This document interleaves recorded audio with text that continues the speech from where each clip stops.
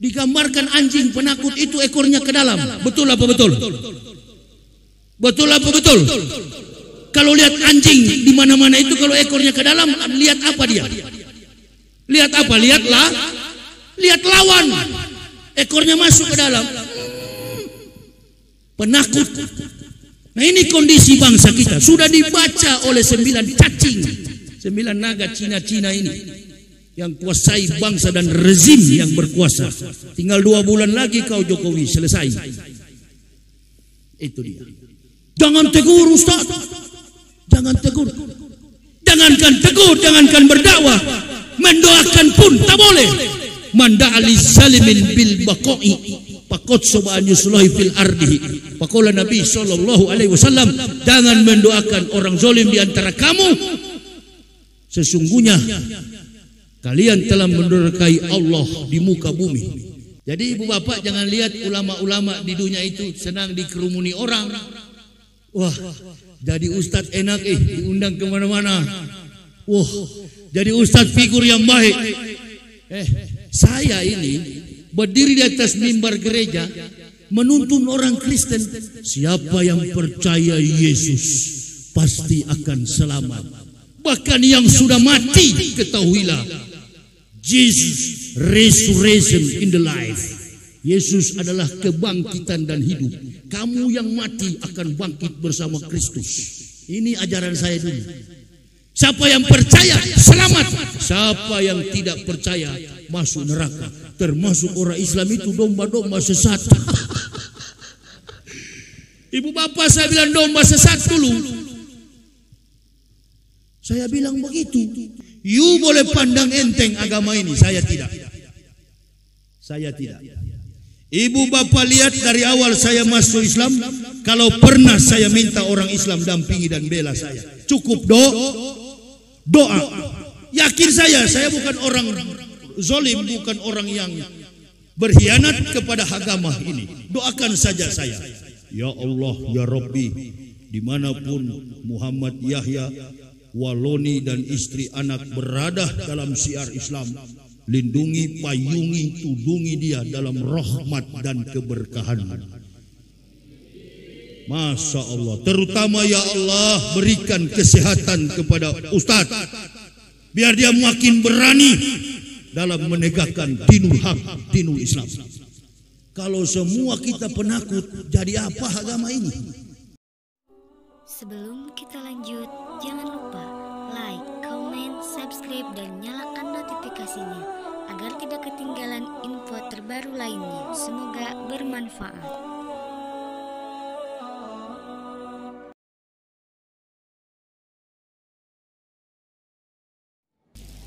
Di Manado itu ada minuman yang sejernih, seterang ini air mineral, namanya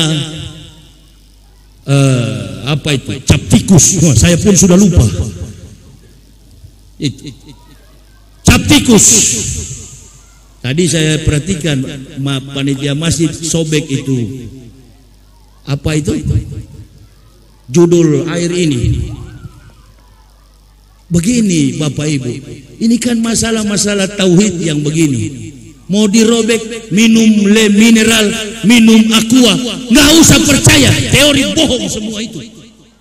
Apa yang menyebabkan? Ini kan duniawi, hubud dunia, rasukuli hotiat. Yang penting ini bukan yang haram.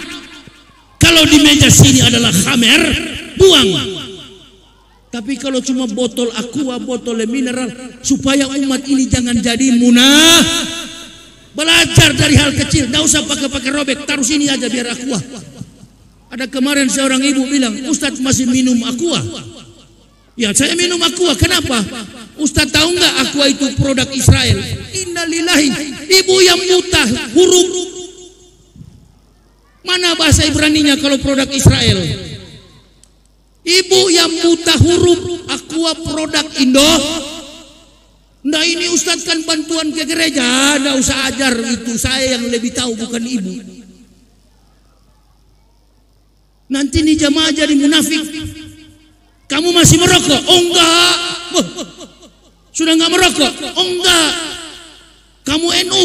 Iya, saya NU, saya merokok. Kamu Muhammadiyah? Iya, saya Muhammadiyah, tak merokok. Kedapatan merokok, munafik atau tidak? Nah, berhenti. Ajarkan umat ini tegak dalam tauhid, pondasi tauhid, prinsip tauhid, bukan karena makan minum ini. Tidak usah pakai robe, itu pakai robe begitu saya sempat menjeling, saya sikat kalau saya ceramah ini. Begitu. Jadi Pak Haji, bukan saya keras, orang yang sering pancing dan apa saja dijadikan sebagai argumentasi dakwah. Ini kecil-kecil begini kalau jadi dai nanti, jangan ekor kalian masuk. Allahu Akbar. Jangan ekor kalian masuk, tahu ekor. Kita juga manusia punya ekor. Digambarkan anjing penakut itu ekornya ke dalam. Betul apa betul? Betul apa betul? Kalau lihat anjing di mana-mana itu kalau ekornya ke dalam, lihat apa dia? Lihat apa? Lihatlah. Lihat lawan. Ekornya masuk ke dalam. Penakut. Nah, ini kondisi bangsa kita. Sudah dibaca oleh 9 cacing. 9 naga Cina-Cina ini yang kuasai bangsa dan rezim yang berkuasa. Tinggal 2 bulan lagi kau Jokowi selesai. Itu dia.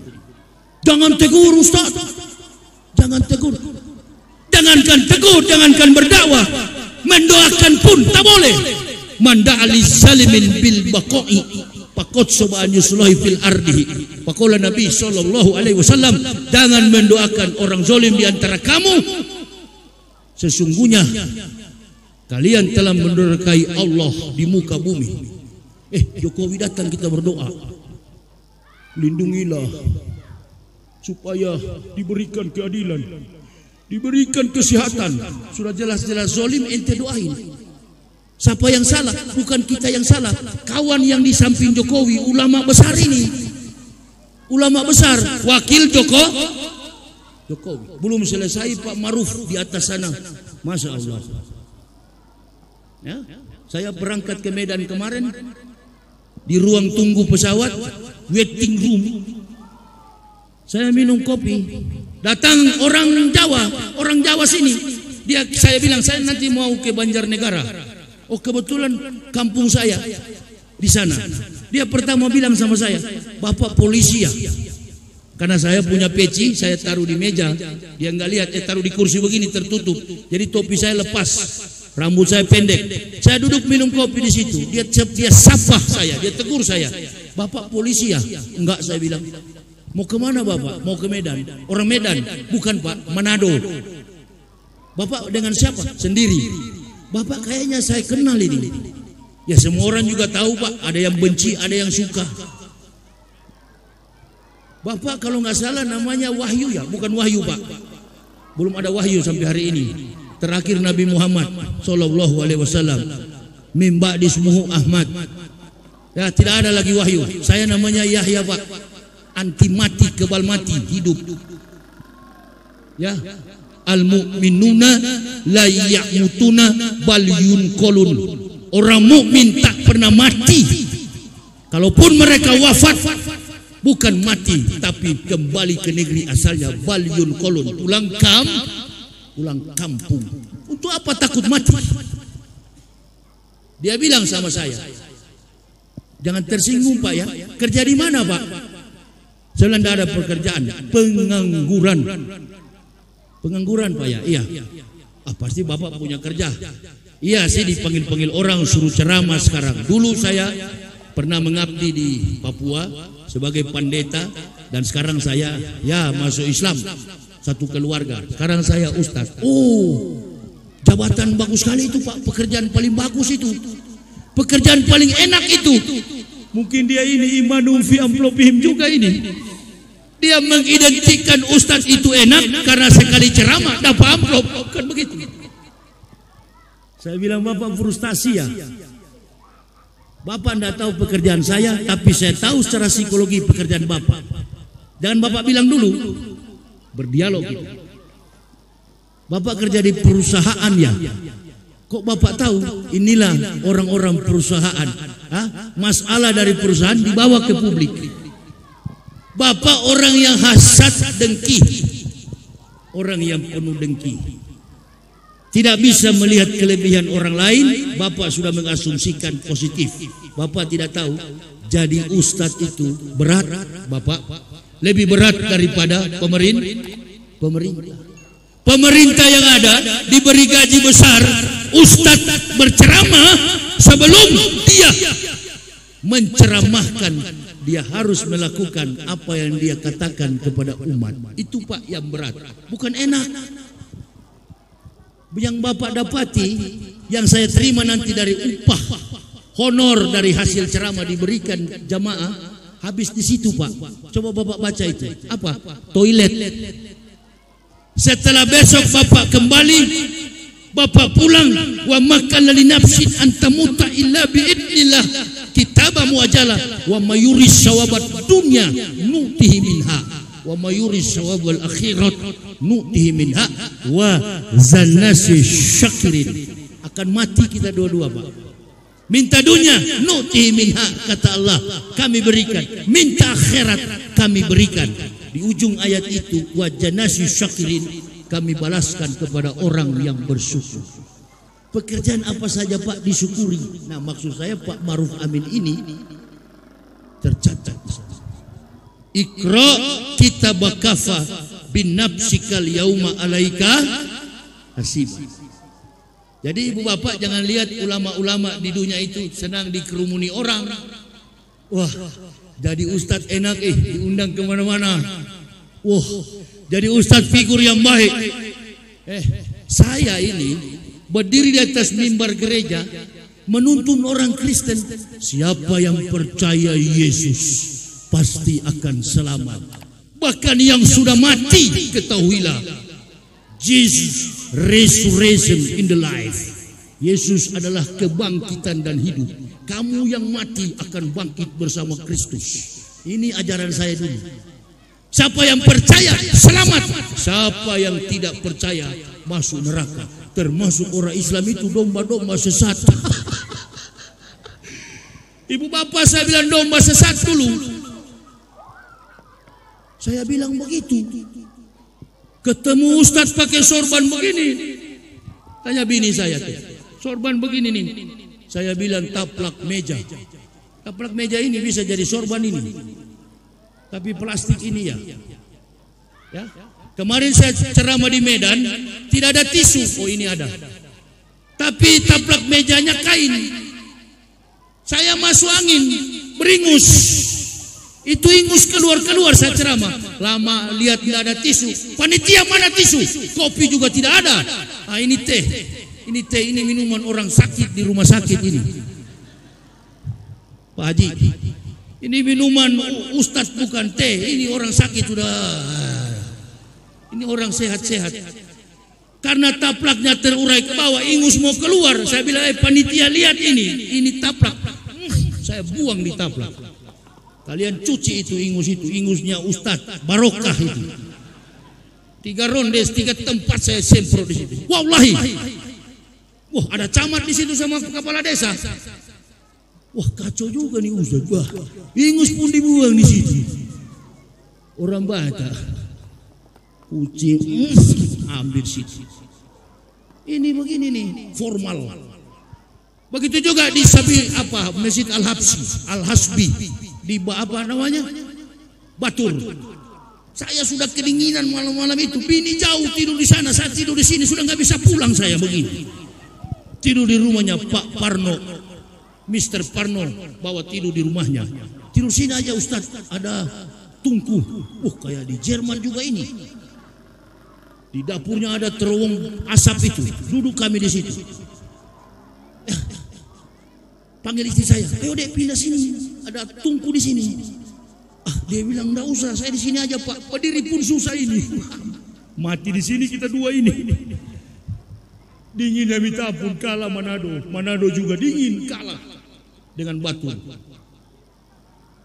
Jam 1 dari jam 21:15 kami ngobrol habis ceramah sampai jam 01:003.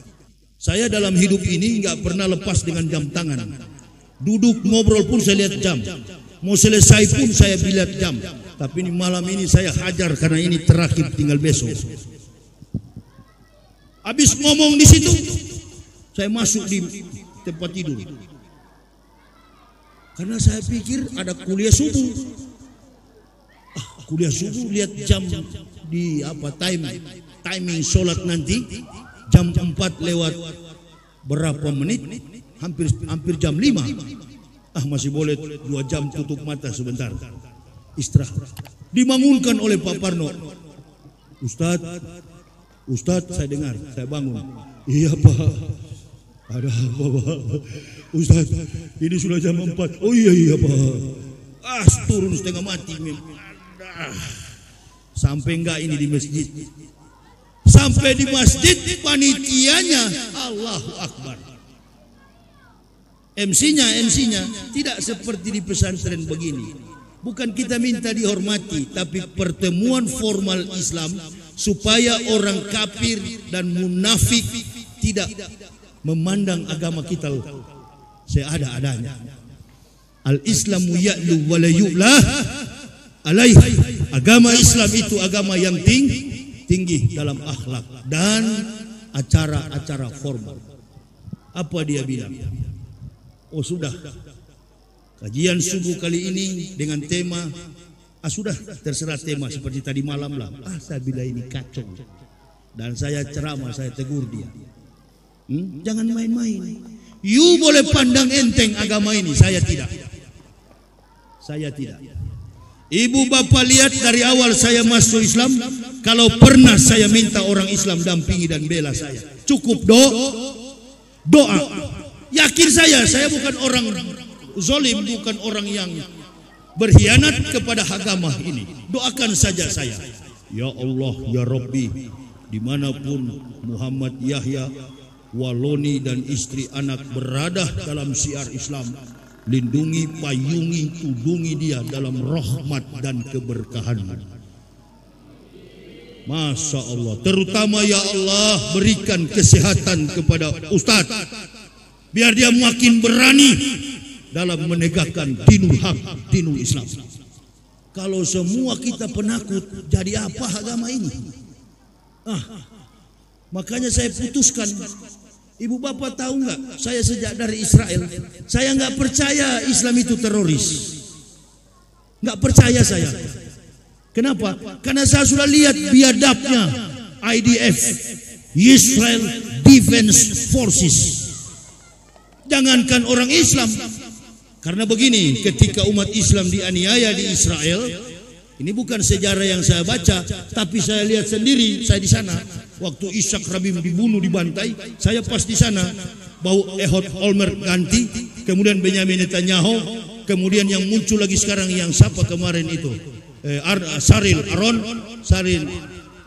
Aron, kemudian muncul lagi Benyamin Netanyahu yang sekarang ini menjabat sebagai presiden Israel. Nah, ini orang Yudaisme ini, kelompok-kelompok beragama Yahudi ini, rabih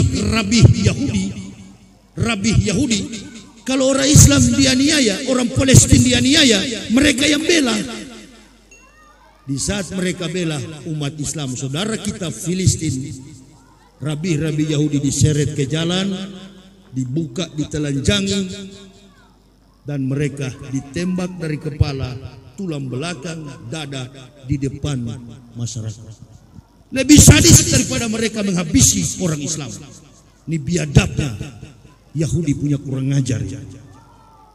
Jadi ibu bapak, kalau kita datangkan saya tadi dengan lembaga apa ini, Wasilah Amal Khairat, anak-anak ini bawa saya untuk berdakwah, sudah keliling Indonesia kami. Salurkan harta kita, bantu saudara-saudara kita. Kenapa? Kita di Indonesia masih boleh makan, masih boleh minum, masih boleh bekerja.